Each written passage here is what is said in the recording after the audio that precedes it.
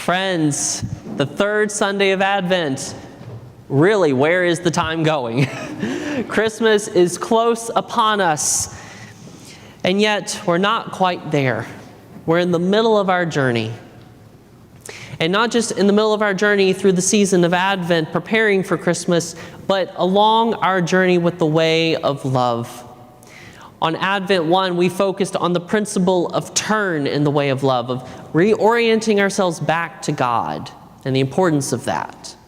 Last week for Advent 2, we reflected on the principle of go in the way of love, which is about crossing boundaries, listening deeply, and then living like Jesus. Today, we focus on the third principle of the way of love, rest. The way of love defines rest as this: receiving God's gift of peace, grace, and restoration. That sounds beautiful and heavenly, doesn't it? When I was reading the definition and contemplating what rest meant for me, my mind immediately brought up a memory from my childhood. Oftentimes after my parents initially divorced, my dad would take my sister and I to my nanny's house. She lived about 30 to 45 minutes away from us, but he would just randomly one day say, "Hey, let's go to nanny's." And we would pack up. And, this would be sometimes on the weekend. Sometimes it'd be in the middle of the week, and those were the best ones, because yes, that means we're going to miss school for a day.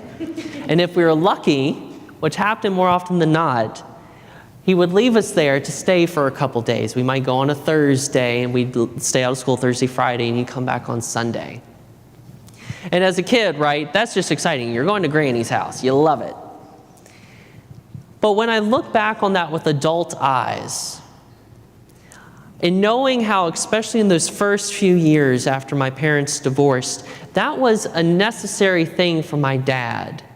He needed to take us to nannies so that he could create a space for him to rest, for him to have some peace, to receive that God-given grace, and to be restored again.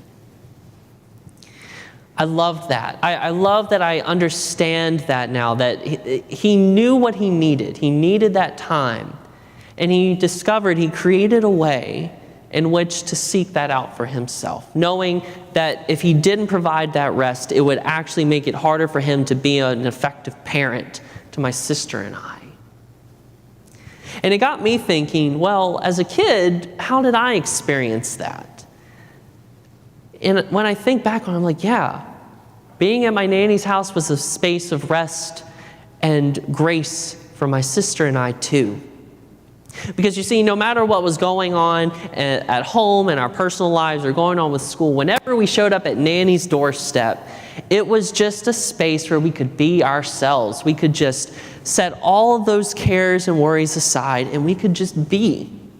Now, when I say be, that didn't mean we didn't have things to do. She always had the nice long to-do list, right? So if it was in the summer, she had a garden more like a farm in the back of her house. So we were always out there shucking beans or picking fruits and vegetables.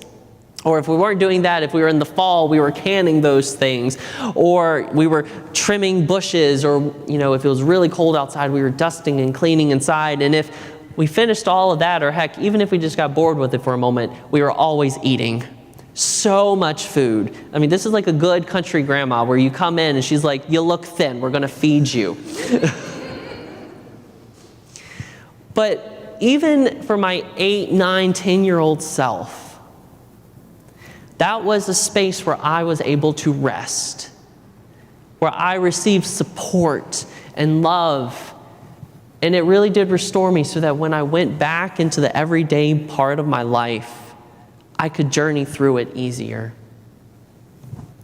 And perhaps the reason why this story or this memory comes up for me when I sit with this term, it's because I see it mirrored in the gospel reading that is in our that we read this morning, that's in our Advent devotional, where Mary, in the hecticness of her everyday life, goes to her cousin Elizabeth. She moves herself out of what her normal patterns are to find a place to rest, to be restored, to be rejuvenated.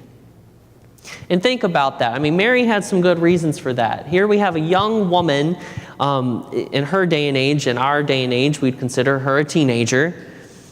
But she's of marrying age, she's engaged, and she comes to her parents and to her betrothed saying, oh yeah, there's this angel that came and said that I'm going to be pregnant without knowing a man. We all know what that means.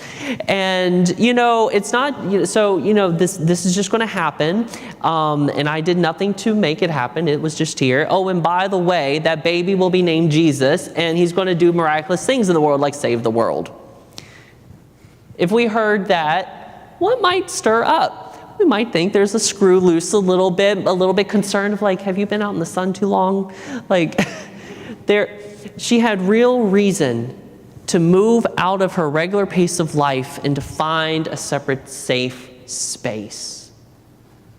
She knew that in order to do the work that God had entrusted her to do, she needed to be restored. She needed that strength. And she knew she couldn't find it or discover it within her everyday pattern. She had to set time to be in a safe space and to rest. And Elizabeth was that for her. Elizabeth held the space. She didn't come with judgment. She welcomed with open arms and listened. And I see where my nanny did that for my sister and I and for my dad. She held space for us. She was that safe space where we could experience God's presence in our life. And so it raises the question for me, for all of us here as a community at St. George's and as individuals, how are we safe spaces that people can come to rest? Whether that be our children or our parents or our grandparents or our neighbors or friends or our coworkers, whatever. How are we creating safe spaces for people to come and rest, to receive God's peace and grace? Because we're called to that as Christians. We are called to take the gifts that we receive from God and to share them with others. And with that, I will say, we're not called to be that safe space of rest for other people all the time, right? Because we get tired. How many of us are exhausted right now? That's what I thought. As we have been moving ever more outside of the pandemic and getting back into the swing of things from the last couple years, I've noticed this trend that we've jumped right back onto the hamster wheel that our society is, that our culture says, which is if you're not doing something, if you're not producing something, if you're not creating something, what the heck are you doing? Because you have no value, right? Does this sound familiar? You jump onto your hamster wheel and you're going, and then someone says, oh, here's the other thing you can take care of, and oh, don't forget the child, and don't forget about the pets, and well, don't forget about the parents, and we have to have this project in by this deadline, right? There's this wheel that we get on, and we run, and we run, and we run. And that never worked for us before, did it? It wears us down. And then what can we do? We're no help to anyone, most certainly ourselves, when we don't pause to rest. And that's where I think Mary has something to teach us. Because in that great news that she was given, I'm sure she had a lot of stuff she had to do. She had to not only just deal with the cultural kind of community piece of this, but prepping for the baby and all of the things that go into preparing to grow a family. But rather than letting that and the task list, the to-do list, keep her from pausing, she intentionally stops to rest. Because she knows that in order to move forward with anything, she needs God's strength, and that she isn't perfect. She needed the time to dwell. And so do we. We need time to step off of that hamster wheel, maybe to stay more often than we ought to, or not ought to, but more often than we do. Because the thing is, if we truly believe, as followers of Jesus, that we are called to live a different way of life, The first place we do that is affirming that our value and purpose isn't in what we create.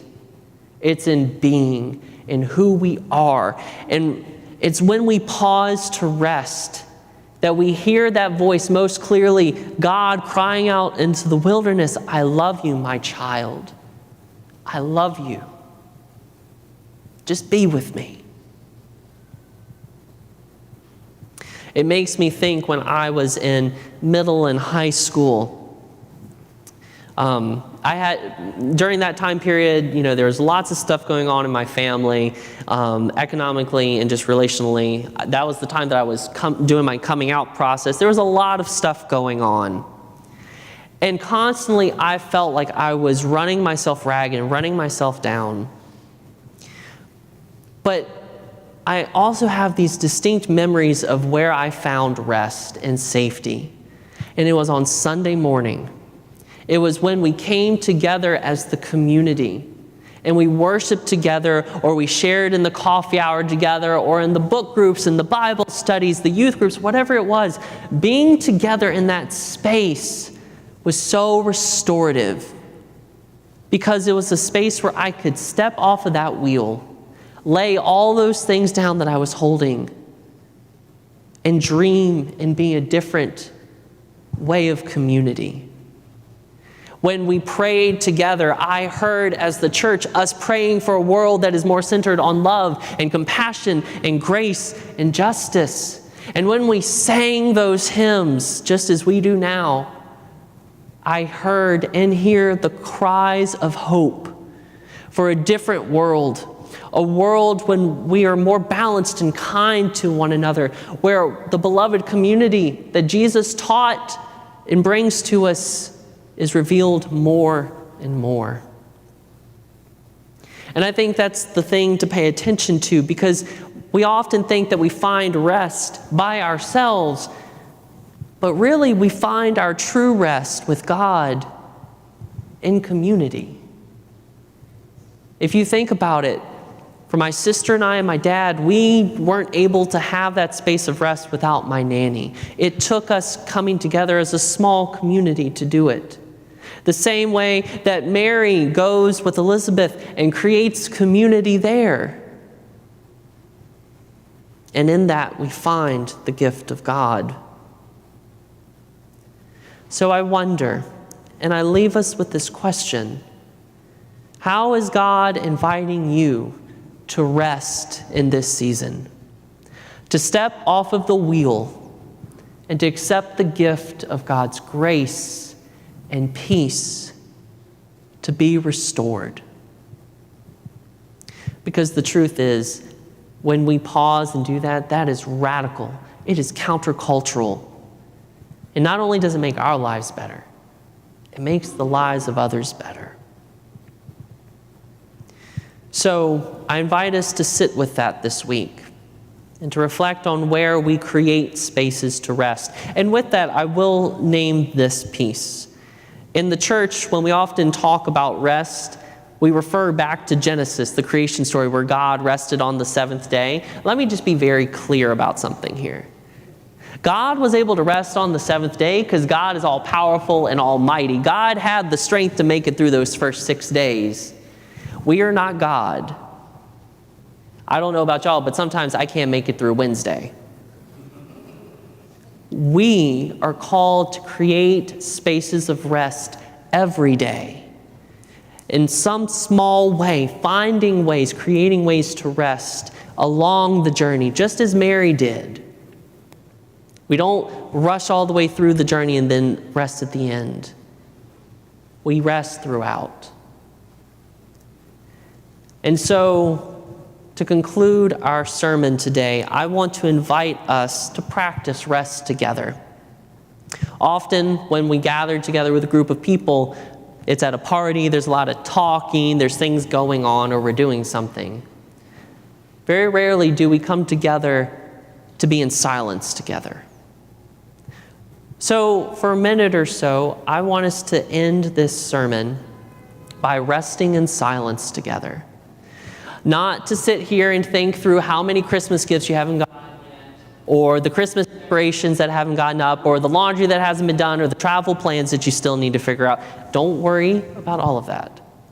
Set it aside. Just rest in community with God and with one another. Rest and be reminded of how beloved you are.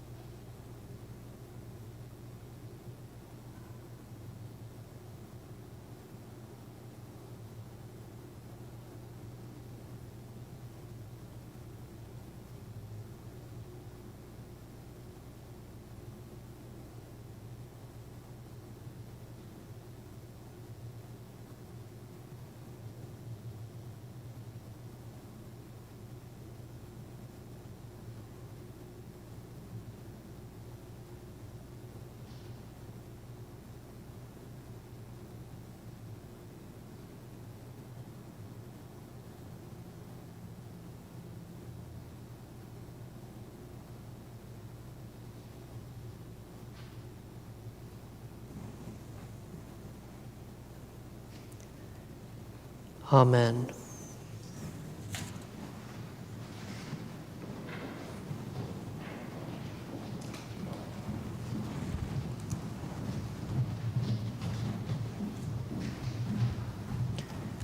I now invite you to please stand as you are able.